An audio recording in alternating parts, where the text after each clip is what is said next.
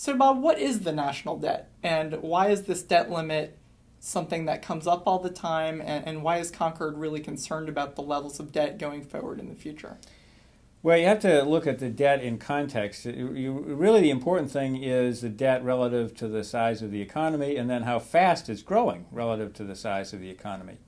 The debt limit itself is rather an arbitrary number that it's really not tied to any fiscal plan in particular, which is why Congress just routinely has to add it up every year, raise it.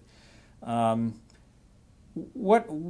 reason that it's important is that if you have this burgeoning national debt that you are having trouble financing, it costs more and more money to pay the interest cost on that, and that comes out of the budget. It's an expense borne by taxpayers, and a lot of people can analogize to their credit cards. If you're running up debt and making minimal payments, your interest costs are eventually what explodes.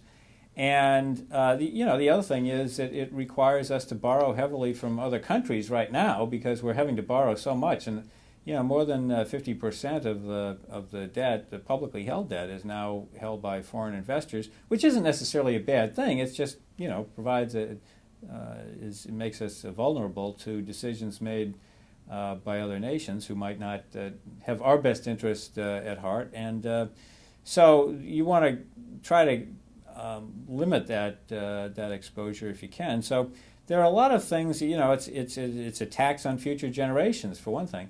If the debt is growing faster than the economy can afford, to the extent that it grows faster, it's really passing on a tax increase to future generations.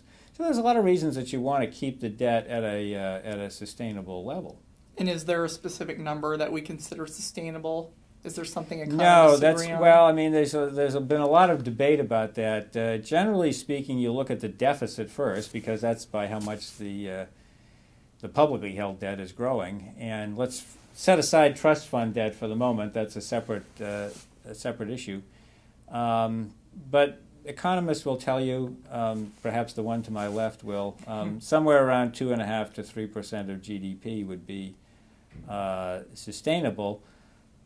But that would require quite a bit. That's a heavy lift from where we are right now. Those are the annual deficits. Right, those are the annual deficits. Now, in terms of a total national debt, there seems to be some sort of consensus forming around 60% of GDP for the publicly held debt, which is quite a bit larger than if somebody had asked that question a couple of years ago, where the publicly held debt in this country has tended to be around 40% of GDP, and then when things get bad, we run big deficits, it gets up to about 50% of GDP.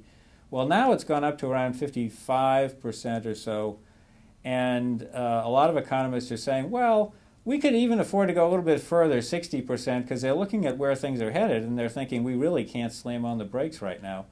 So, well, and some of our projections show that within the 10-year budget window, it could very well reach about 100% of GDP. And some economists have looked at that number with a lot of alarm as if that's some magic number, but even 100 isn't the magic number. Nobody really knows when you reach a point where it's truly unsustainable.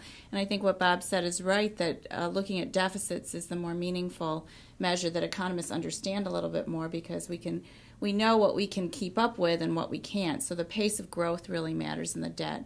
And so if deficits keep showing up that are 5 to 10% of GDP, we know we cannot hope to grow the economy that fast, so we just can't keep up. So that's the definition of what's economically unsustainable in terms of a rising debt. Yeah, and that's what's really important about the coming debate, and not so much the debt limit, and why what they might put onto the debt limit is important, because the president's budget last year showed large deficits in the short term, but then receding down to around that sustainable rate of around 3% of GDP. And we could all argue about whether that was based on reasonable assumptions or rosy economic projections or what. But the scary thing that happened in August, when the administration released its mid-session review of the budget, was in updating the numbers. They too came to the conclusion that deficits would never really get below around 4% of GDP and would really be, in some cases, substantially higher. and the administration said this is even we think this is unsustainable. So we're all looking to see what will happen in February when the president releases his new budget, to see how they will try to bring those large projected deficits back down to around where they were projected last year.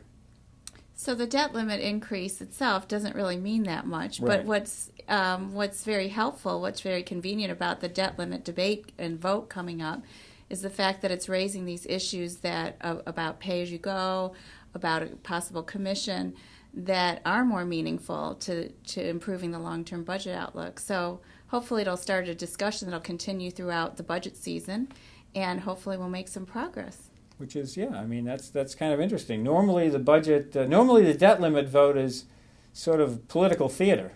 It's just an exchange of talking points, and this year you might actually get something substantive to come out of it.